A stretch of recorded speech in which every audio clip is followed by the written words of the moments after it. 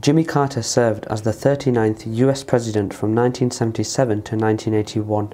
Some of the key foreign policy events of his time include the Panama Canal Treaty, the Camp David peace accords between Israel and Egypt, the recognition of China, and the Iran hostage crisis. In his capacity as the president, many people described him as a weak president and failing in his foreign policy vision, whilst others see his failures as inherited rather than choices and think he did a great job. Alan Singer, a social studies educator at the Hofstra University of New York, ranked him 8th worst president of all time.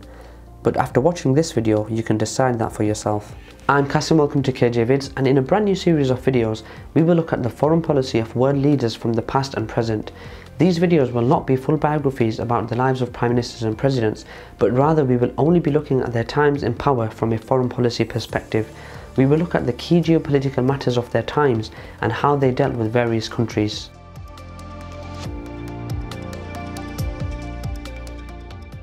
President James Jimmy Carter began his journey to the White House as a prominent peanut farmer from Georgia. Carter eventually entered the political arena at the state level, working his way up to successfully running for governor of Georgia.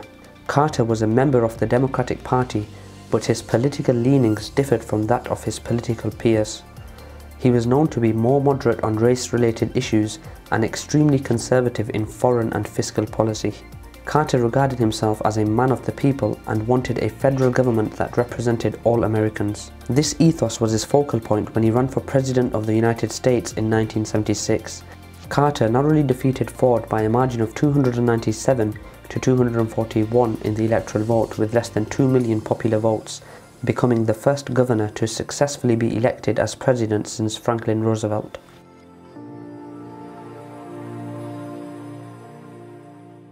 As a former governor, Carter had very little experience with foreign relations. In fact, the few notable diplomatic achievements he orchestrated were often small and regionalized, but his emphasis on human rights was the hook for his political campaign. He is said to have made it his personal goal to begin an international campaign to bring awareness towards human rights. He believed that communism had negatively impacted the lives of those living under anti-democratic regimes. But whilst Carter denounced a number of nations who either supported communism or were led by dictators, during his presidency the United States relied upon several of these states as allies against the larger Cold War battles. The most prominent example of this is Nicaragua. Carter's rhetoric encouraged a revolution within the nation, but the leader Anastasio Somoza was an ally of the United States. The revolution led by militant communists known as the Sandinistas replaced the Somoza regime and drove a wedge between United States and Nicaraguan relations.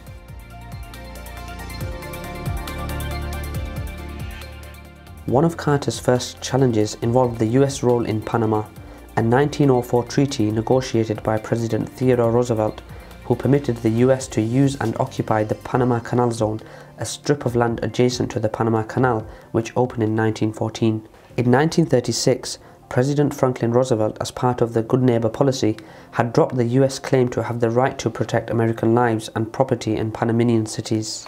Then, in 1964, after anti-American riots by Panamanian students, the US and Panama agreed to negotiate on the future status of the zone.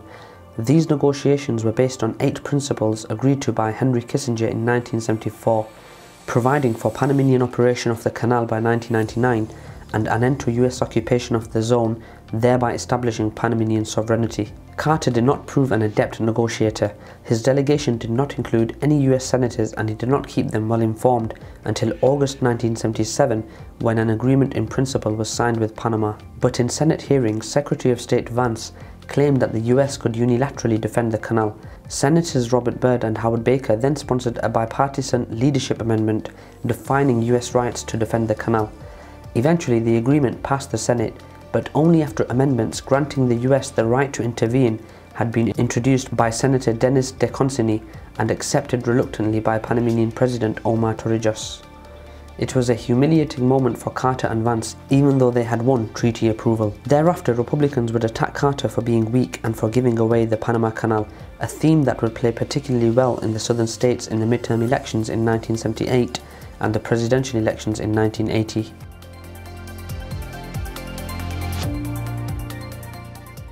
After the Yom Kippur War of 1973 between Israel and the alliance of Egypt and Syria, The Israelis had gradually disengaged their forces and moved a distance back in the Sinai Peninsula.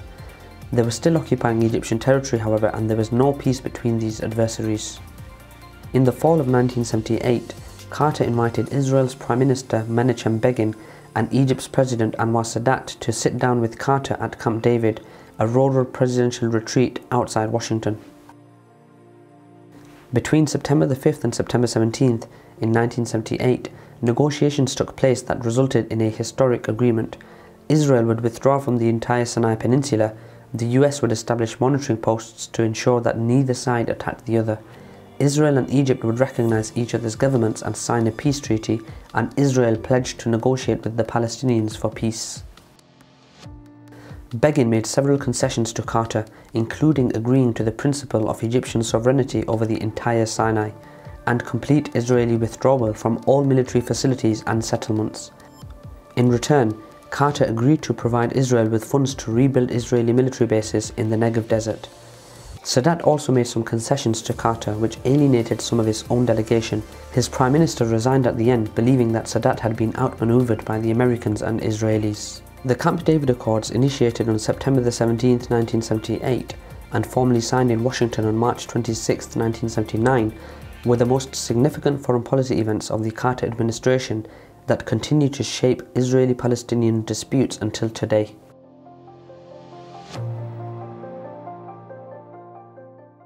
Carter hoped to continue the policy of detente with the Soviet Union, but his appointment to the National Security Council post of Brzezinski gave him an advisor who was profoundly suspicious of Soviet motives and led Carter into several major confrontations with the Russians. Carter ordered a massive 5-year defense build-up that the Soviets found provocative. In turn, the Soviet invasion of Afghanistan to quash a Muslim-based rebellion outraged the United States. The guerrilla war that ensued put a crimp in arms control talks between Moscow and Washington.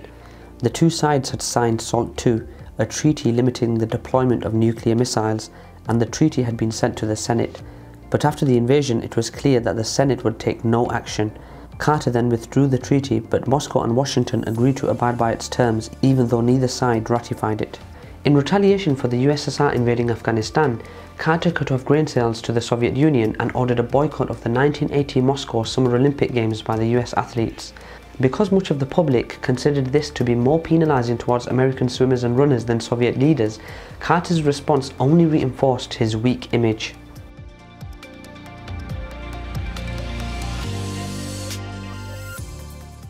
Carter continued to expand American contacts with Communist China, granting the communist regime formal diplomatic recognition on January 1, 1979. To do so required the severing of diplomatic ties and withdrawal of recognition of non-communist Taiwan, also known as the Republic of China. Carter's recognition of China significantly reduced tensions in East Asia. Hardliners in China were replaced by communists who were more interested in economic growth than in military confrontations. Beneficial trade relations were established between China and the US, leading to huge imports of finished consumer goods from China in return for US lumber and foodstuffs. To substitute for diplomatic relations with Taiwan, Congress passed the Taiwan Relations Act.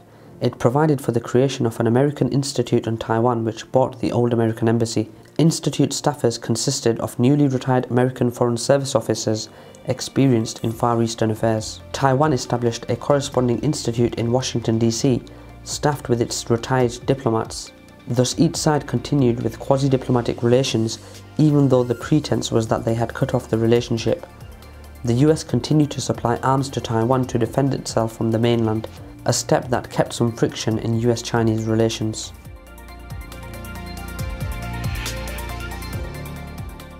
Iran had become important to the 20th century chessboard for two reasons.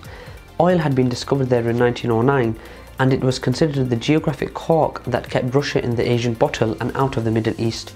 The British, through Anglo-Dutch Shell Oil, had reaped Iranian oil for almost nothing through mid-century, but in 1951 a volatile new Prime Minister, Mohammad Mossadegh, threw them out. The American government became concerned that Iran was now ripe for a Soviet takeover, so the CIA staged a coup that toppled the Prime Minister and restored power to the Pahlavi ruling dynasty, whose monarchy at the time had been reduced to a figurehead under Mossadegh. Mohammad Reza Shah Pahlavi was allowed to govern once rights to 80% of the oil was ceded to American and British interests.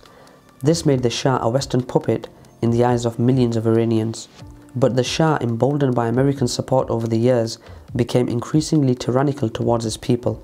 He outlawed rival political factions and deployed one of the world's most feared secret police agencies. This resulted in countless human rights violations. By the time of the Carter presidency, discontent with the Shah was widespread in Iran, and so was civil disorder. The Shah's most virulent opposition was led by an Islamic group that wanted to create a government adhering strictly to Islam's teachings.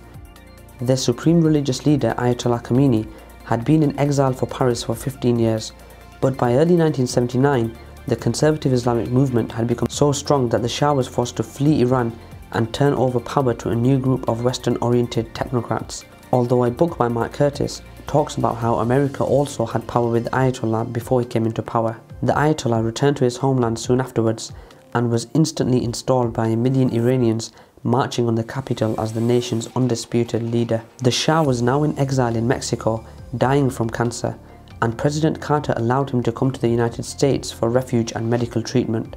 This enraged Muslims in Iran. In November 1979, Islamic student militants loyal to the Ayatollah overran the American embassy in Tehran's Iran's capital. They seized 66 Americans and held them hostage, demanding the Shah's return to stand trial. In addition, they demanded money and property that the Shah had stashed outside Iran, and an apology from America, who they considered the Great Satan. Carter took immediate action. He froze billions of dollars of Iranian assets in the United States, then began secret negotiations, but nothing worked. The manner in which television network news reported on the crisis served to build up America's frustration. Mobs burned the American flag and shouted "Death to America" on nightly television news broadcasts. Americans grew impatient with the seemingly ineffective president who could not win the hostages' release. The Iranians heightened this political tension by making bright promises and then going back on them almost daily. Finally, Carter approved a secret military mission to attempt to free the hostages. 3 of the 8 helicopters carrying the assault force developed mechanical problems. One crashed into a transport aircraft in a remote desert in Iran, killing 8 soldiers. After the failure, Iran dispersed the hostages to hideouts throughout the country, making rescue impossible. The failure of the rescue mission doomed Carter politically. It seemed to reinforce the widespread notion that he could not get things done and that America had lost its edge. His approval rating dropped badly and he was up for re-election within a year, when Republicans would make a major issue of his performance in the crisis. Near the end of his administration, Carter concluded an agreement that led to the release of the hostages. His executive agreement with Iran specified that the US would unblock all Iranian funds, and the US and Iran would utilize a tribunal at The Hague, Netherlands, to settle their financial claims. The US also promised not to interfere in the internal affairs of Iran. In return, Iran agreed to release the hostages. The US embassy subsequently became a training camp for the Revolutionary Guards, the most militant and most anti-American wing of the groups, backing the theocratic regime. So these were some of the key foreign policy issues during the time of Jimmy Carter. I hope you enjoyed the video, and we will be looking at the history of more foreign policy adventures by other US presidents in the near future, where you will see that the issues during the time of Jimmy Carter was certainly not the end and only exacerbated as time went on. So what do you think of Jimmy Carter? I would love to hear your views in the comments below. I have also posted a link to our bookstore where you can learn more about Jimmy Carter, as well as links to our Patreon and Fund My Video accounts if you wish to help grow our channel. Thanks for watching another KJ vid, and see you next time.